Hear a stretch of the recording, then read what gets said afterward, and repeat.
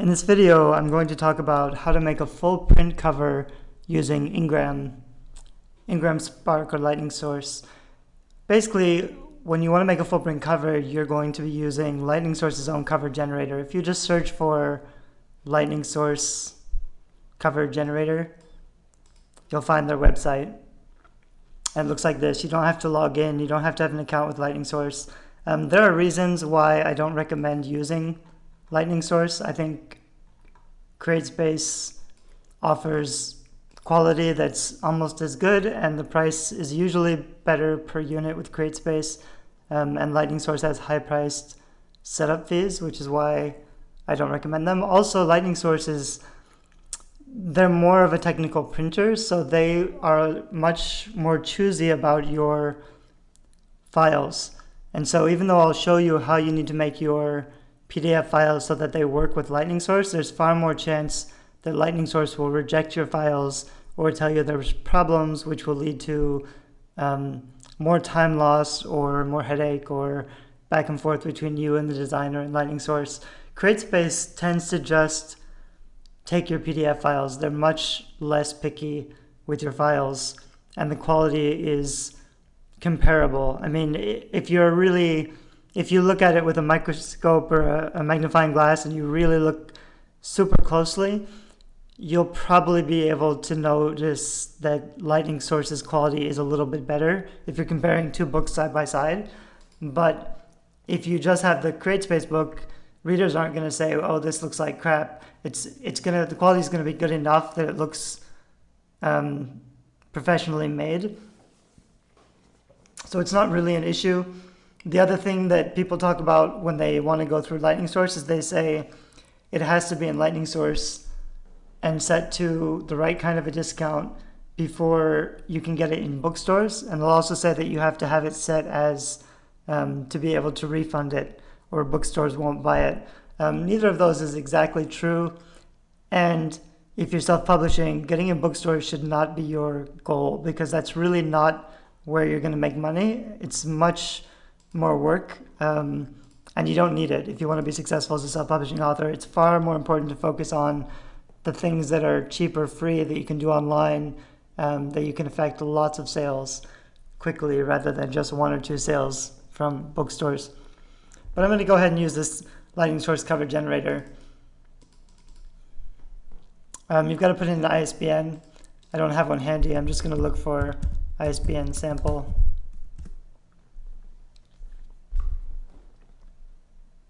And I'll just grab something to use.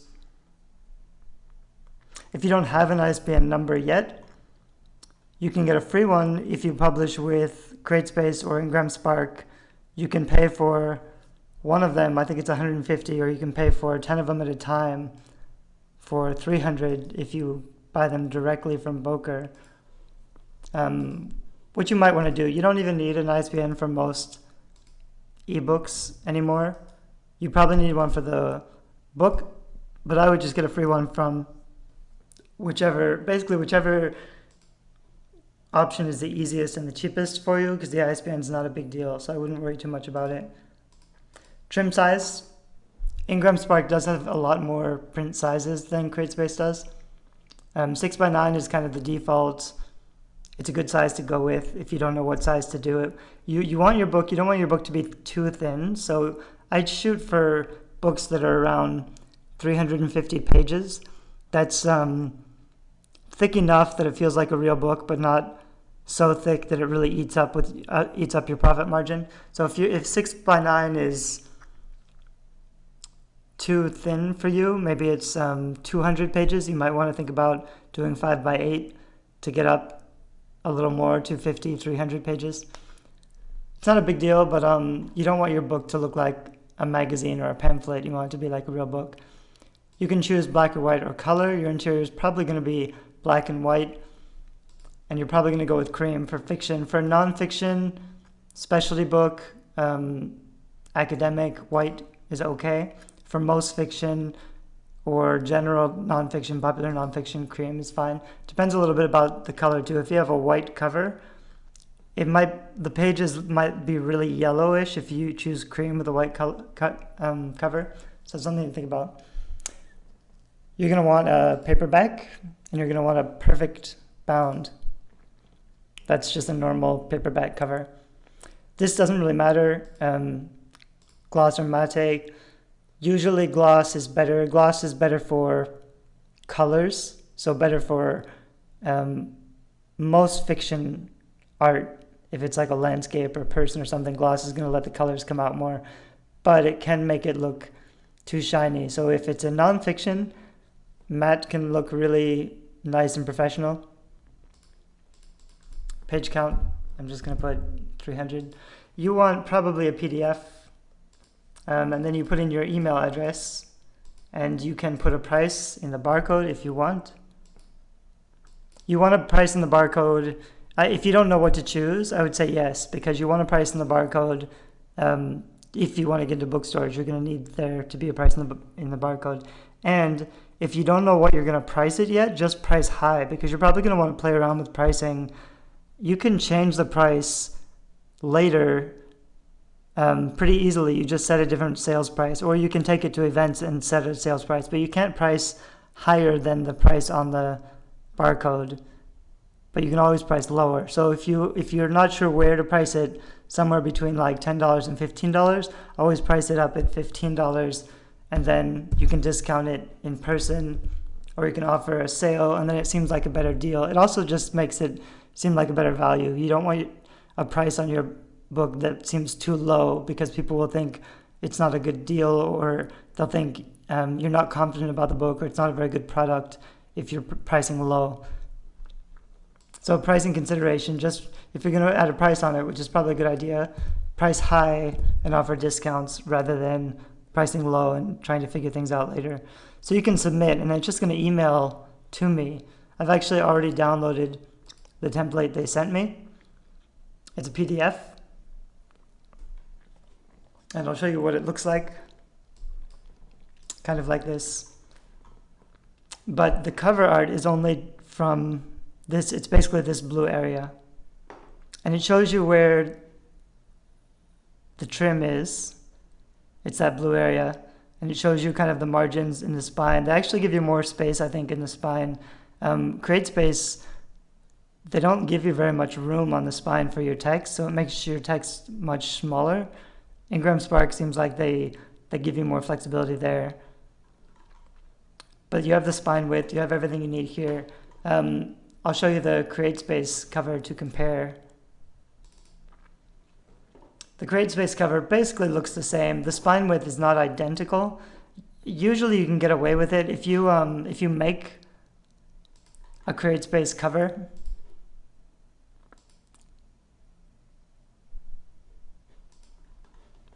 Anyway, if you make a CreateSpace cover and you do it just right and you send it to Lightning Source, there's a good chance it's going to work. Or they might say the spine was the wrong size, but we resized it, and they just have to resize it. It's only a couple millimeters different, so it's not a huge deal, and they probably can resize it. But if you're publishing, for example, both CreateSpace and Ingram Spark, then the spines are a little bit different size, so you should probably just make 2 files. I've also done it where I just cropped right around the blue, and I just cut out all this trim and I sent it that way, and that was fine. They like to have this extra trim here because they basically, this is probably an A3 sheet of paper, because they have just big paper sizes. So this paper size is 15 by 12, and out of that paper size they're gonna cut this book cover. So they like to have this extra trim so that they can just cut this. They probably have machines that just cut it right.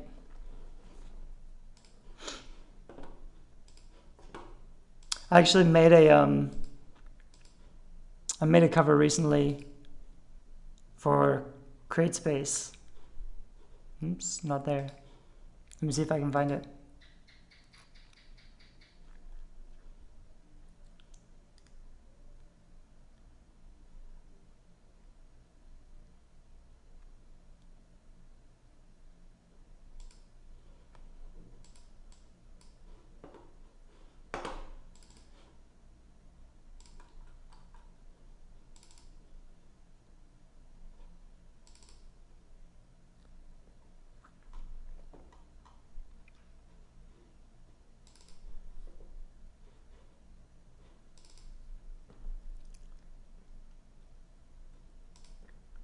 So I made another video recently about making a full print cover for CreateSpace, where I talked more about what you need on the front and the back and the spine and everything. In this one, I'm basically just showing you how to get that template. This was the cover I made. It's not perfect, but it's okay. And I'll show you, if I flatten this image,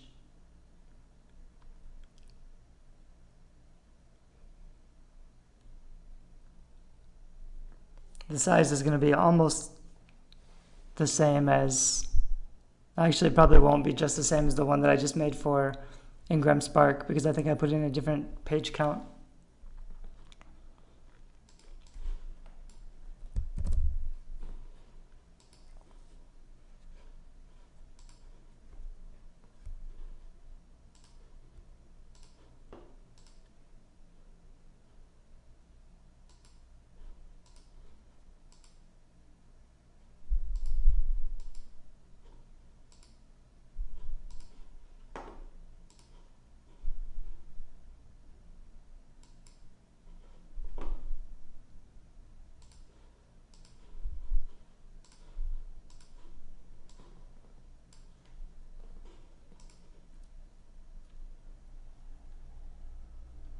So this is my Ingram Spark cover.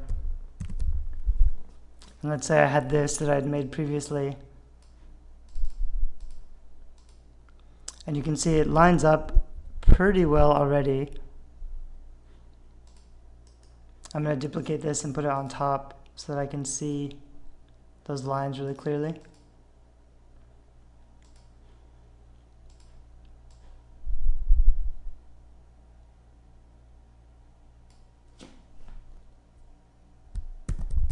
And I'm just going to copy a few of these layers and move them around.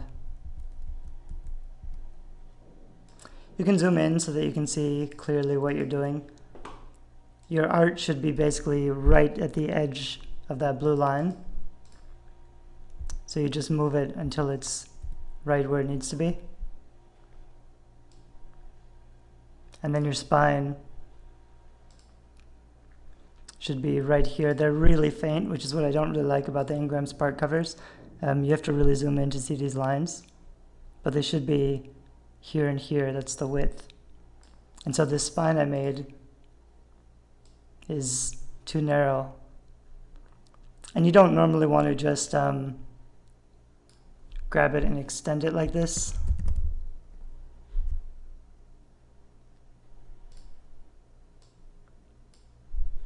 I'm going to put it up here so I can see.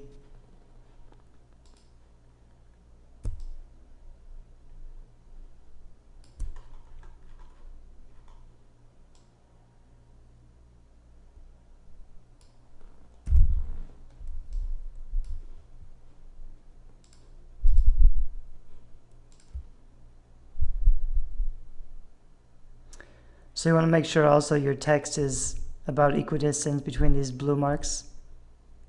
It's right about there.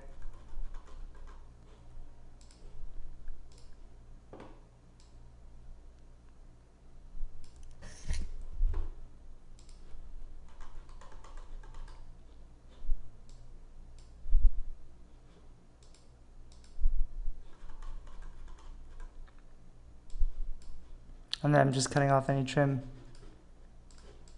So they're just going to hack right away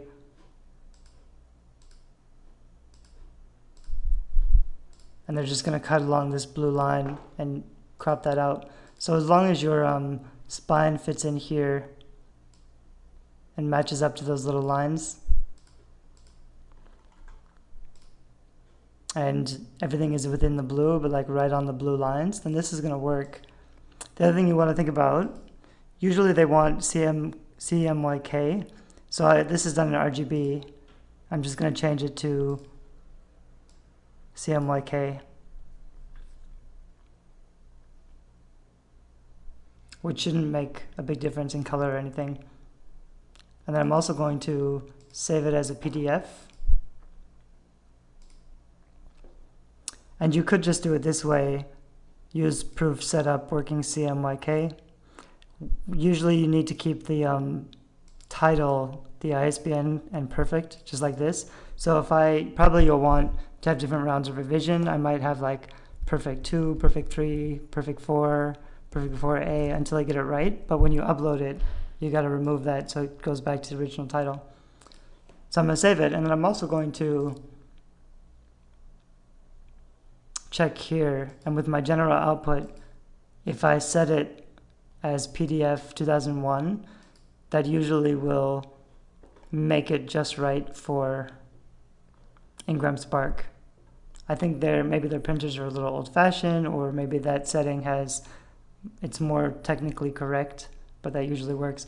The other thing to consider when you're doing it from Photoshop, and this is fine if you flatten it and you upload it, this will work. A lot of designers, especially small printers, if they're not used to using these files, small printers will ask for fonts embedded, and that's not easy to do with Photoshop. There's no option for embedding fonts. What you actually have to do is just flatten the background art layer, but have the text layers all be separate in the layers panel, and then you would save it as a PDF without flattening the image while you still have those text layers, and that would embed the fonts separately, so that when you open up this PDF file, you would open it up and you'd see the art right away, and then the text would load separately and slowly by itself. Some printers are really picky and they need it to be that way. In my experience, doing it that way or flattening the image is almost identical. I don't think it makes a big difference in the actual quality of the print. And that's why I prefer CreateSpace, because I can just flatten the image and upload a PDF, and they don't give me crap about CMYK or 2001 print settings or anything else. People will probably say to get the best quality print, it's got to be done a certain way, but readers will barely ever notice quality differences like that.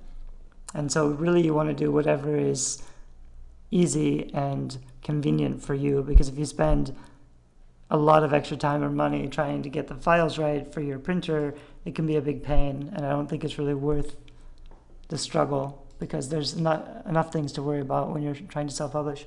The last thing I'll do quickly, which is also pretty important, well, not important, different. If you don't have Photoshop and you're looking for another way to design on this without Photoshop, the other thing you can do is use my free online graphic design tool, which is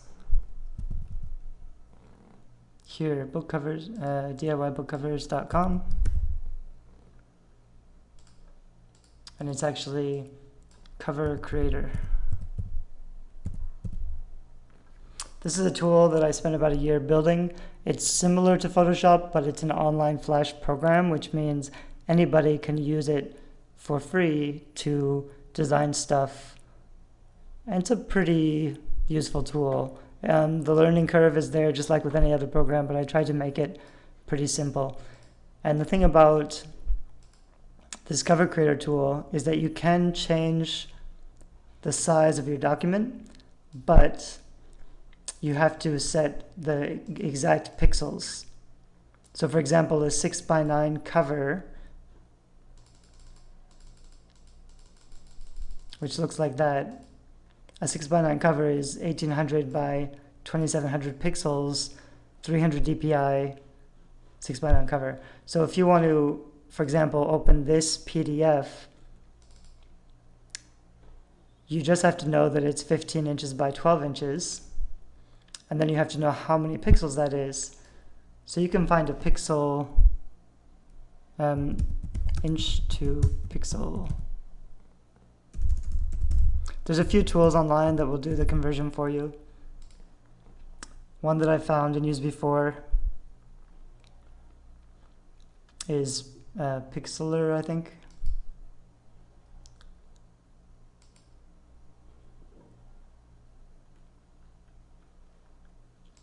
Pixelizer, maybe it's that one.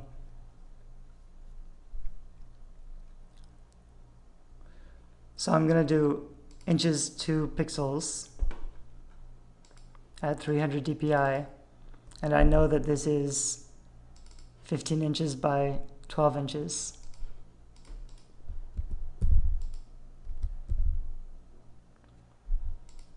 And so now I know that this is going to be 4500 by 3600, and I can just put that in.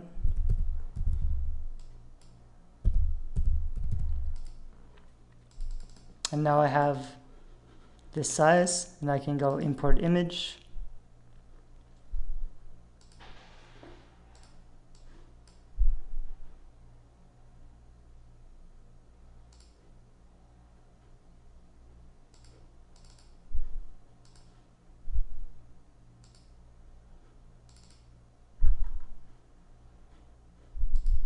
Oh, interesting. Okay, I can't import the image because it's a PDF. I'd have to open a PNG file. So I should have, when I went to this, if I wanted to do it this way, and I went to lightning source, I should have saved it as a PNG instead of a PDF. Or an EPS, maybe? PDF. Or I would just have to go to a PDF to JPEG converter. It's kind of a pain. I could have done it with Photoshop, but if you don't have Photoshop, you kind of have to use some workarounds. There's a lot of tools online to convert a certain kind of file to another certain kind of file, and different programs can only read certain types of files. But for example, if I had a PDF to JPEG converter, then I could just upload this PDF, turn it into a JPEG, and then open it here after I've set this file size. And that way, this image will just be right here, and I can just zoom in and put my cover right where it needs to be. I'll make another video in a minute doing it this way, and maybe saving the other file size as a JPEG. So I'll stop this video here.